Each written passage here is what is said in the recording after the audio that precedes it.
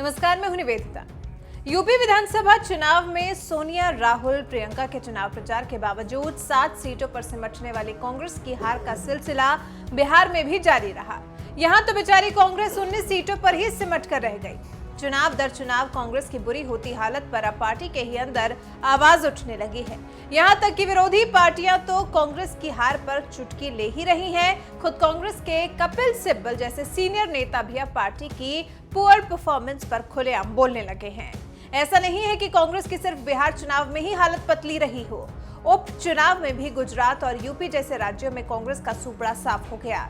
इस वक्त संकट के दौर से गुजर रही भारत की सबसे पुरानी राजनीतिक पार्टी कांग्रेस की बिहार और बाकी राज्यों में हुए उपचुनाव में खस्ता हालत के बारे में पूर्व केंद्रीय मंत्री कपिल सिब्बल से जब पूछा गया तो उन्होंने कहा कि सिर्फ बिहार ही नहीं, जहां भी उपचुनाव हुए वहां इस देश के लोग अब कांग्रेस को प्रभावी विकल्प नहीं मानते।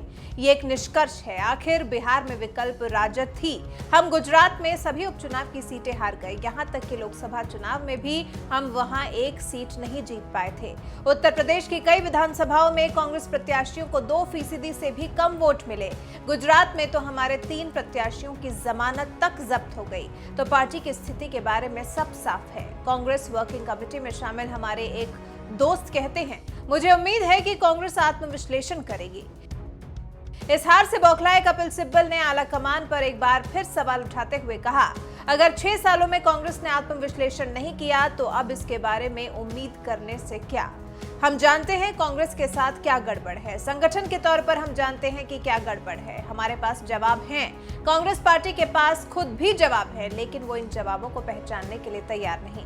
अगर वो इसे नहीं पहचानते तो ग्राफ गिरता ही जाएगा। ये कांग्रेस की दुखद स्थिति है और हमें इसी की चिंता है। कपिल सिब्बल ने पार्टी में लोकतंत्र को लेकर भी कहा, मुद्दे उठाने में रुकावट है क्योंकि सीडब्ल्यूसी एक नामांकित संस्था है। इसमें लोकतांत्रिक प्रक्रियाएं अपनाई जानी चाहिए, जिन्हें सीडब्ल्यूसी के संविधान में भी शामिल किया जाना चाहिए।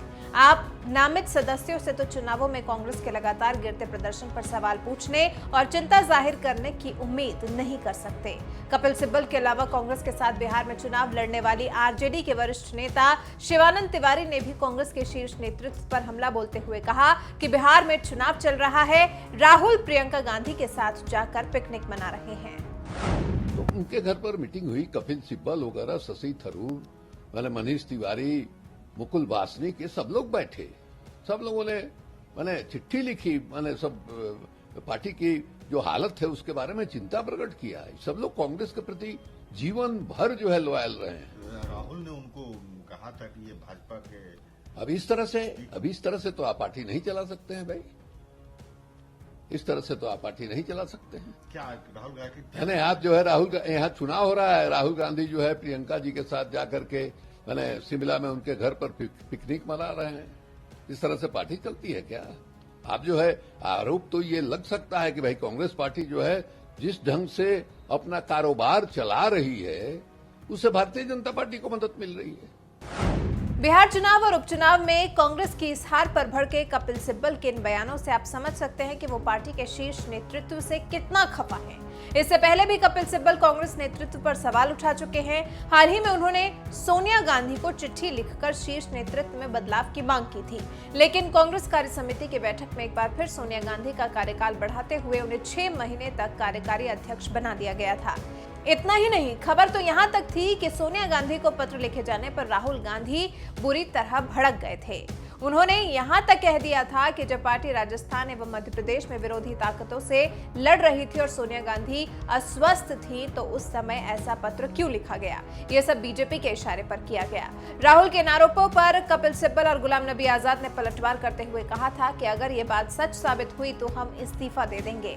आजाद ने कहा कि अगर मैं भाजपा का एजेंट साबित हुआ तो अभी इस्तीफा दे दूंगा। वहीं दूसरी तरफ सिब्बल ने कहा कि पिछले 30 साल के दौरान मैंने किसी भी मुद्दे पर भाजपा के पक्ष में बयानबाजी नहीं की, फिर भी मुझ पर मिली भगत का आरोप लगाया जा रहा है।